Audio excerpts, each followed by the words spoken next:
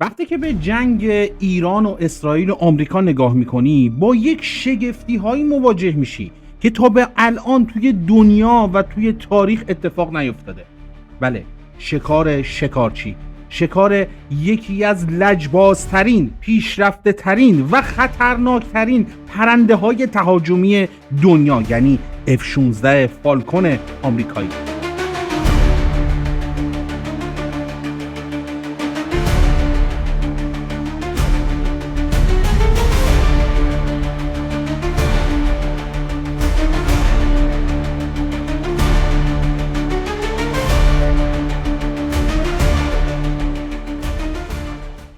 شکارچی مغرور آسمان که الان خودش شده طعمه خلبان ایرانی که شاید تا چند لحظه قبل از اون اتفاق هیچ شانسی برای برد نداشت. اما امروز من میخوام در مورد یک درگیری به شدت سری برای شما صحبت بکنم که توی همین چند وقت پیش اتفاق افتاد. درگیری که زیر تلی از خاکستر سانسور خبری پنهان شده بود، ولی رد خون اون F-16 آمریکایی هنوز روی رادارها باقی مونده. بله، شکار شکارچی.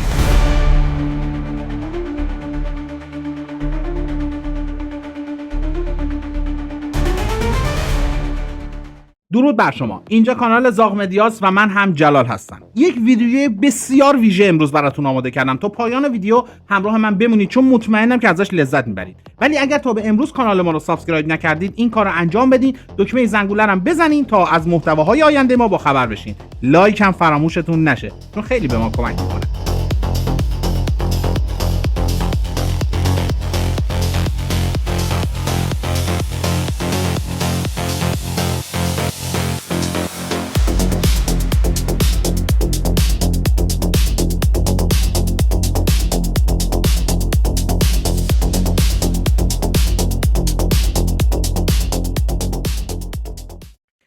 قبل از اینکه بریم سر وقت شلیک موشک و اون جیغ بنفش F-16 آمریکایی، باید بفهمیم که اصلا داستان از کجا شروع شده. ما داریم در مورد یک بازه زمانی خاص صحبت میکنیم، یعنی جنگ سوم تحمیلی. توی اون دوره آسمون منطقه رسما انبار باروت بود. آمریکایی‌ها برای کنترل اوضاع و البته زهر چشم گرفتن 4 تا از بهترین برگ برنده هاشون رو آورده بودن توی منطقه. 4 مدل مختلف از جنگنده های چند منظوره F-16. بذارید یکم فنیش کنیم تا عمق فاجعه رو درک کنید. ببینید بین این 4 تا غول یک مدل بود که کارش اصلا درگیری با جنگنده های دیگه نبود. کارش خیلی ترسناکتر بود. F-16 تایپ CJ.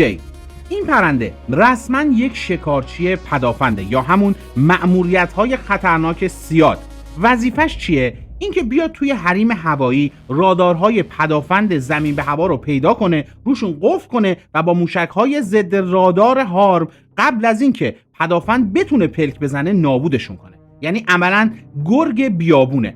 آمریکایی‌ها فکر می‌کردن با فرستادن این تایپ آسمون رو کاملا مال خودشون کردن و هیچ پدافند یا جنگنده‌ای جرئت نمی‌کنه بهشون نزدیک بشه. اما خب اونا یک فاکتور مهم رو مچاله کرده بودن و انداخته بودن سطل آشغال: جسارت خلبان ایرانی پشت سکان فانتوم. شاید بگین که خب ایران که F-14 تامکت داشت، حتما رفته سراغ تامکت‌های خودش و اونا رو فرستاده. نه، اینطوری نیست.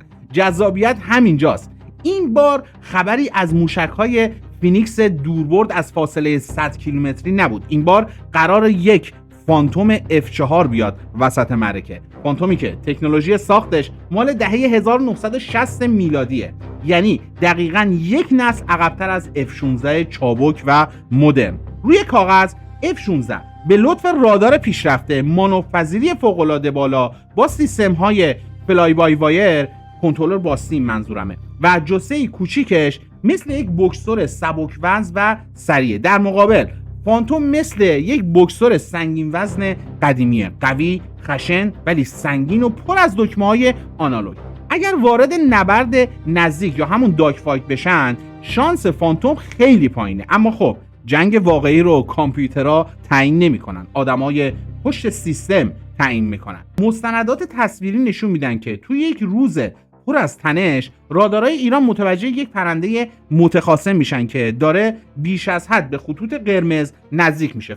فانتوم ایرانی بعد از به صدا در اومدن زنگ اسکرامبل مثل یک پرنگ پیر تیزدندون از باند پرواز میکنه و به سمت هدف میره. خلبان ایرانی خیلی خوب میدونست که اگر از راه دور با F-16 بخواد کلکل بکنه، رادارهای پیشرفته اون پرنده آمریکایی زودتر روش قفل میکنن. پس چیکار کرد؟ از تکنیک‌های پرواز در ارتفاع پایین و استفاده از نقاط کور راداری استفاده کرد. فانتوم با حد اکثر سرعت در حالی که پس‌سوزای موتور زیر بدنش آتیش به پا کرده بود، خودش رو به چند فرسخی F-16 میرسونه. حالا تصور کنید خلبان F-16 آمریکایی مغرور از تکنولوژی پرندش داره توی آسمون گشت میزنه که یهو چشماش قفل میشه روی آینه عقب، یا شاید هم رادارش یهو دیوونه میشه و بهش اطلاع میده. یک فانتوم غول‌پیکر ایرانی از دل دود و ابرا بیرون میاد و دقیقاً میچسبه زیر دمش. این یعنی بدترین کابوس برای یک خلبان جنگنده. ببینید این روایتی که من دارم الان به شما تعریف میکنم، اطلاعات دقیقش رو نمیتونم اسم خلبان و موارد دیگر رو در اختیارتون بذارم، ولی در مورد اتفاقی که افتاده کاملا راستی آزمایی شده و من مطلع هستم از این موضوع. فاصله اینقدر کمه که خلبان ایرانی حتی میتونه کلاهخود خلبان امریکایی رو ببینه. اینجا دیگه وقت تعارف نیستش. انگشت خلبان ایرانی میره روی ماشه و شروع میکنه به شلیک کردن موشک حرارتی و مسلسل فانتوم. موشک یا گلوله ها مستقیما به بدنه F-16 برخورد میکنن. آسمون برای چند ثانیه روشن میشه. ترکشا تن نقره‌ای F-16 رو پاره پاره میکنن. هواگرد آمریکایی به شدت آسیب میبینه، اما به خاطر سیستم‌های پشتیبانی پیشرفته‌اش فوراً منفجر نمیشه. خلبان آمریکایی که تا ثانیه‌های پیش خودش رو سلطان آسمون میدونست، حالا فقط یک هدف داره: زنده موندن و فرار. اینجا همون جاییه که مستندات لو میره. خلبان F-16 زخمی بلافاصله روی رادیو و سیستم ترانسپورتر هواپیما کد 7720 رو فعال میکنه. حالا کد 7720 یعنی چی؟ توی دنیای هوانوردی این کد یعنی وضعیت اضطراری حاد، یعنی این فلایت امرجنسی. یعنی چی؟ یعنی اینکه هواپیمای من داره سقوط میکنه، یعنی سیستم ها از دست رفتن. یعنی هر کجای دنیا این کد رو روی رادار ببینن، تمام پروازهای دیگه باید برن کنار تا این پرنده بشینه، وگرنه کارش تمومه. F-16 زخمی در حالی که دود سیاه از دمش بلند میشه، با حد اکثر سرعتی که براش باقی مونده میچرخه سمت حریم هوایی عراق تا از دست فانتوم ایرانی فرار کنه. پاشو میذاره روی گاز و متواری میشه و سریع از منطقه خارج میشه. حالا اینکه آیا این F-16 تونست خودش رو به پایگاه توی عراق یا کشورهای حاشیه خلیج فارس برسونه و فرود اضطراری کنه، یا اینکه وسط راه توی بیابونای عراق سقوط کرده و لاشش روی سکتورهای نظامی آمریکا مخفی شده، هنوز جزء اسرار طبقی بندی شده است و سرنوشت نهایی اون بدنه پاره پاره نامشخصه. اما فکر کردی که قصه همینجا تموم میشه؟ اصلا و ابدا. قهرمان ما یعنی خلبان همون F-4 فانتوم 50 ساله ایرانی توی همین درگیری هوایی به سیم آخر زده بوده و کاملا هر چی تونسته از هواپیما کار کشیده برای اینکه بتونه پا به پای F-16 مانور بده و خودش رو به اون فاصله نزدیک برسونه. خلبان مجبور شده فشاری فراتر از حد مجاز به سازه هواپیما رو وارد کنه، یعنی جی فورس بالا بدنه پیر فانتوم رو تحت فشار خرد کننده قرار داده بود. ناگهان سیستم هیدرولیک فانتوم دچار افت شدید فشار میشه. هیدرولیک توی جنگنده یعنی همه چیز، یعنی اگر کار نکنه فرامین صفر میشن، چرخها باز نمیشن، فلپ‌ها تکون نمیخورن و هواپیما تبدیل میشه به یک تیکه آهن روونه به سمت زمین. خلبان ایرانی حالا علاوه بر دشمن باید با جاذبه زمین و نقص فنی پرنده خودش هم بجنگه. سوخت داره تموم میشه. سیستم هیدرولیک نفسای آخرشو داره میکشه. پایگاه مادر یعنی پایگاه هوایی از دور پیدا میشه. خلبان برج مراقبت رو باخبر میکنه. هیدرولیک ندارم، چرخام به سختی باز شدن. با یک فرود فوق‌العاده سخت و بسیار خشن یعنی هارد لندینگ، تن سنگین فانتوم رو روی باند فرودگاه مینشونه. صدای جیغ لاستیک‌ها و فشار ترمزها آسمون رو پاره میکنن. هواپیما با چنگ و دندون روی باند نگه داشته میشه. خلبان‌ها سالم از هواپیما پیاده میشن، اما فانتوم قهرمان آسیب خیلی جدی دیده. اون دیگه ریه هاش یعنی سیستم هیدرولیکش رو فدای یک افتخار بزرگ کرده، فراری دادن و زخمی کردن سوپر جنگنده مدعی آمریکایی. حالا بیاین از بالا به پایین این ماجرا رو نگاه بکنیم. چرا این اتفاق اینقدر مهمه و چرا رسانه‌های غربی هیچ وقت دوست نداشتن توی بوق و کرناش بکنن؟ ببینید F-16 تایپ CJ ستون فقرات عملیات‌های ضد پدافند آمریکاست. ناتو و ارتش آمریکا سالها مانور میدادن که این هواپیما عملاً غیر قابل شکاره. حالا حساب کنید اخبار رسمی اعلام میکرد که یک فانتوم قدیمی ارتش ایران که سالهاست تحت شدیدترین تحریم‌های قطعات یدکی قرار داره تونسته بیاد توی رنج شلیک مستقیم این هواپیما و مجبورش کنه با کد 7723 فرار کنه و یک ضربه بسیار بالا رو وارد بکنه به پرستیژ نظامی و بازار فروش تسلیحات غربی. متخصصین نظامی دنیا معتقدند که این درگیری نشون داد که در نبردهای هوایی برخلاف تصور عموم هنوز هم مهارت تاکتیکی خلبان و استفاده درست از جغرافیا و کورسوی راداری میتونه برتری تکنولوژیک رو زمین بزنه. خلبانای ایرانی از نقطه ضعف F-16 که همون غرور خلبانش و اتکای بیش از حدش به رادارهای دوربرد بود استفاده کردند و کشوندنش به رینگ بوکس نزدیک، جایی که فانتوم هنوزم میتونه ضربات مرگباری رو بزنه.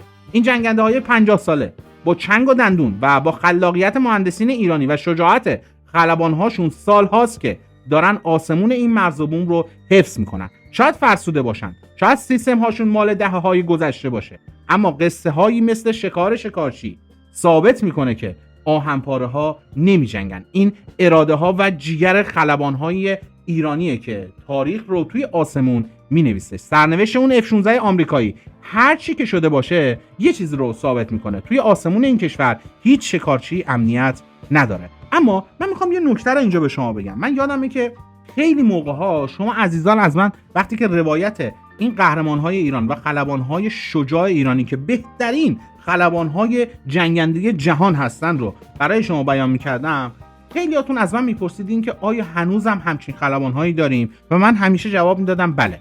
چرا؟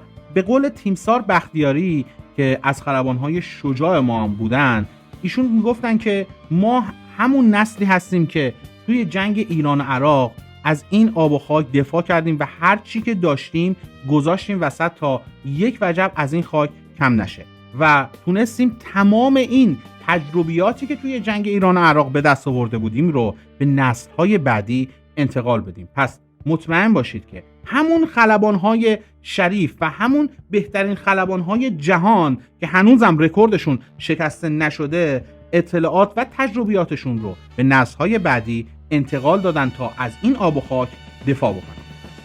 امیدوارم که با این ویدیو من تونسته باشم نظر شما رو جلب بکنم. حتما برای من کامنت بذارید، لایک بکنید و اگر دوست داشتین این ویدیو رو برای دوستانتون هم اشتراک گذاری بکنید. اینجا کانال زاغ مدیاست و من هم مخلص شما جلال هستم.